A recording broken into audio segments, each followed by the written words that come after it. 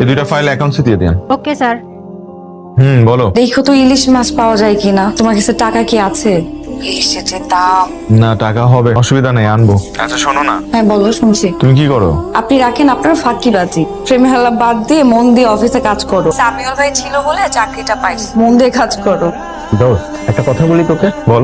এই যে তুই এত বড় একটা কোম্পানির মালিক, কিন্তু বাসায় বলিস তুই একটা কর্মচারী। বিদেশে যাইস বলিস কোম্পানির টু, এত টাকার মালিক, তারপর লাইফটা মিডল ক্লাস মানুষদের মতন।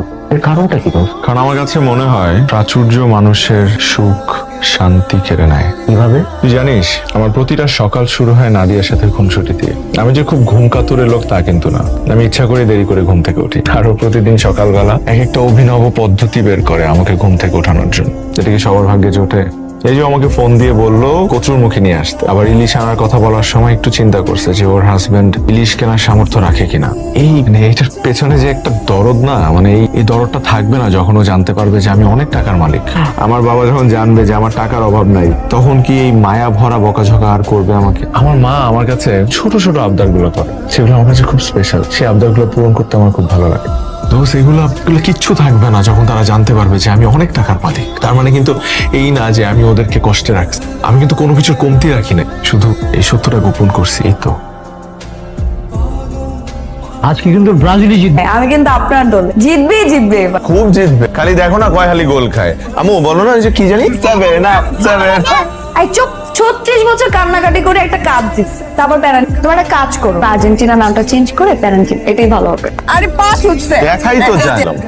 এখন বুকটা দুজনের সিট হবে না? সরি, আমাদের স্যার লাঞ্চ আউটটা তার ফ্যামিলির জন্য বুক করে রেখেছে।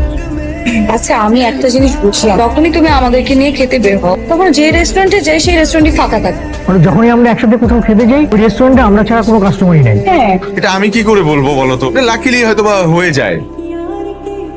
জানেন, শুনেন একটা কাজ করেন, আজকে আমাকে নিতে আসতে হবে না, আমি আমার মতো চলে আসতেছি, আপনারা আপনাদের মতো চলে যান। Okay sir. আমার কথাটা একটু বিশ্বাস করে। বিশ্বাস করবো আপনার কথা? কি বলতেছেন ভাবি? মানে একটা সুন্দরী রমণী এসে আমার হাজবেন্ডকে রাস্তায় দাঁড়িয়ে কোটটাই পরে দিয়ে নিয়ে চলে গেল, মানে এত সহজ? আমি তো আমার হাজবেন্ডকে চিনি, তাই না ভাবি? আমার হাজবেন্ড মেয়ে মানুষের আশেপাশে ঘেসতেই পারে না, ঘেসলে 100 হাত দূরে চলে যায় এক লাফ দিয়ে। আশ্চর্য ভাবি, চোখের একটা ভালো ডাক্তার দেখান, একটা চশমা নেন আপনি। ওকে স্যার, হয়ে যাবে। কি ঠিক আছে? আপনি সবসময় বলেন ঠিক আছে, ভূত দেখছিস নাকি? আরে তার থেকেও সিরিয়াস, ভাবি আসছে। কার ভাবি? তোর ভাবি। ও, আরে আমার ভাবি। তোর ভাবি মানে নাদিয়া অফিসে আসছে? আমাকে তো বলে নাই। প্রচুর অফিসে আসবে, আমি তো জানি না। তাড়াতাড়ি কর, তাড়াতাড়ি কর, তাড়াতাড়ি কর। স্যার আমি আছি। এই দাঁড়ান, আপনি এখানে আসেন, এখানে আসেন, আমার চেয়ারে এসে বসেন। আপনার চেয়ারে কিভাবে বসবো? আরে ভাই বসেন।